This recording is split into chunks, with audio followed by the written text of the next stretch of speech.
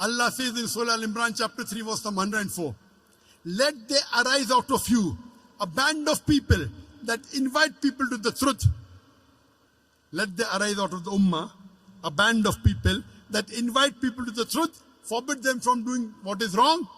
These are the people that shall attain felicity. Here Allah is talking about full-time dais. How we have full-time doctors, full-time engineers, full-time lawyers, full-time businessmen. How many full-time dais do you have? You can count them on your fingertips. How many international full-time dais do we have? You can count them on your fingertips. To be a doctor, you want to go and study in the medical college for 5 years. To be an engineer, you want to study for 3 to 4 years. Daai, you want to become overnight. Why? So Allah is talking here, being a part-time daai according to Surah Al-Asr is a fard on every Muslim. But here in Surah Imran chapter 3 verse 104, Allah is talking about full-time dais. Let there arise out of you full-time dais. And Allah says, these are the people who shall attain felicity, will be given a higher status in Jannah.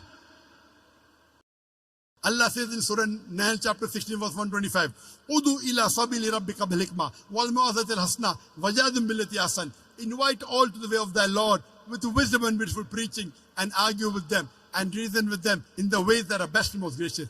Here Allah subhanahu wa ta'ala is giving you another strategy of dawah.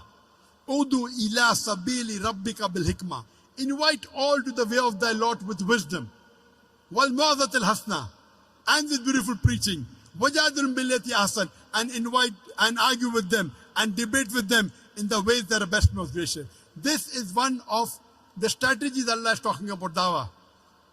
That invite people with hikmah and with beautiful preaching and argue with them in the ways that are best and most gracious.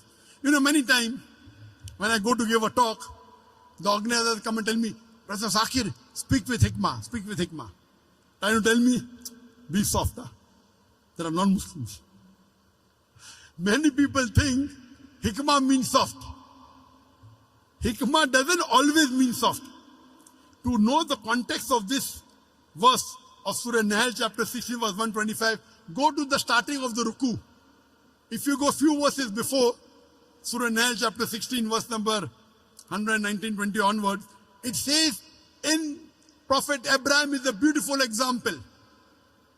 That means, example of Abraham alayhi salam is beautiful. How he did dawah with the non-Muslims, with the pagans. He said that I want to worship sun. Then the sun said, oh, the moon, I want to worship the moon. Then he wants to worship the wind, want to worship the other thing. Then he said there's only one true God. What does he do? He breaks the idols. And when they ask who broke the idol, he said, ask the big idol. They said he cannot speak. Then how do you worship a thing which cannot speak? He broke the idol, that was hikmah. So hikmah always doesn't mean soft. Hikmah means saying the best thing. Most of the time being soft is good. Sometimes being harsh is good. A father is cruel to be kind. If your son wants to jump and say, I want to jump, I want to be Superman, what will you do? Oh, take toffee, don't jump. No, I want to jump. You will give one tight slap. Sit down. No, I want to jump. I want to fly in the air. You will give one slap. Why? A father is cruel to be kind. Because slapping is the best, otherwise he'll die. So sometimes they have to be tough. Most of the time soft. So we as dais, we know our job. Allah says in Surah Nahl chapter 21 verse number 7 and Surah Nahl chapter 16 verse number 43 and Surah Anbiya chapter 21 verse number 7, Fas'alu ahli zikri in kuntum la ta'lamun. If you don't know, ask the person who is knowledgeable. This is my job. It's my profession.